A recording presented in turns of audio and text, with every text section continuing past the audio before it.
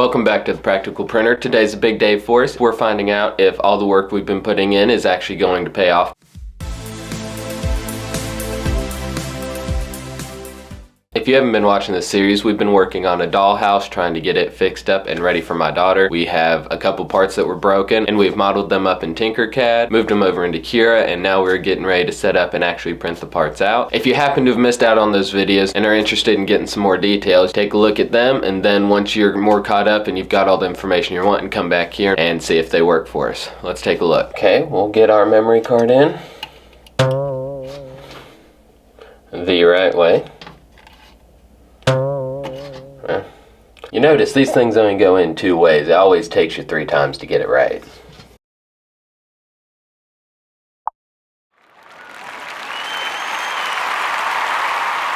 Okay, now that we got that SD card in, we're just going to take a second to level the bed. I'm not going to go into too much detail in this video, but in about a week I should have another video up talking about the actual process I used to level the bed. And when that video is ready, I'll add it in a card right above this point.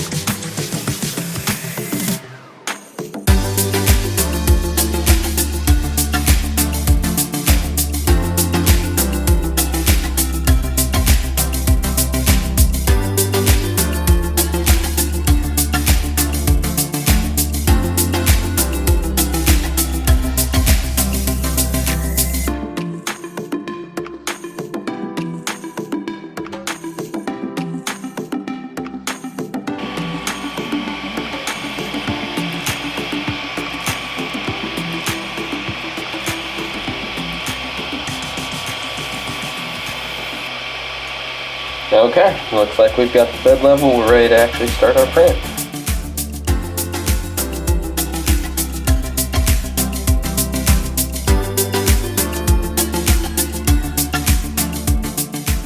Now that our part's done, we're just going to pop it off of the build plate.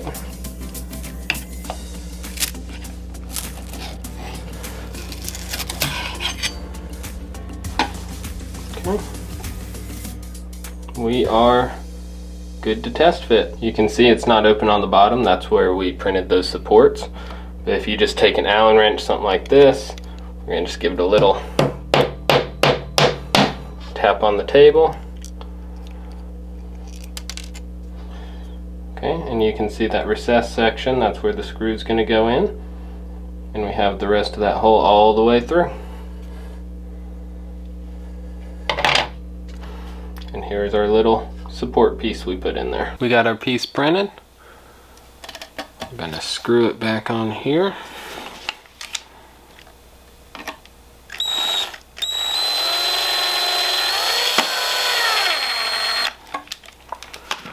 Okay.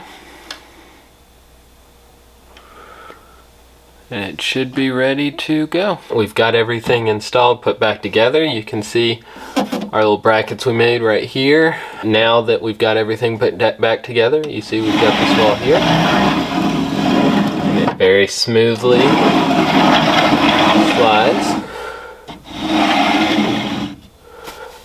just like intended. So we couldn't find this dollhouse online to find an exact duplicate, but similar ones seem to be between $100 and $200. I think my wife paid $20 to $25 for this one. We've got maybe a couple dollars in parts to repair it, and we've got a fully functional fixed dollhouse. It did save us a little bit of money, which is good, but honestly the main thing I really like is that we took something that would have probably just ended up getting thrown out. It's now good as new, and our daughter can use this for years to come.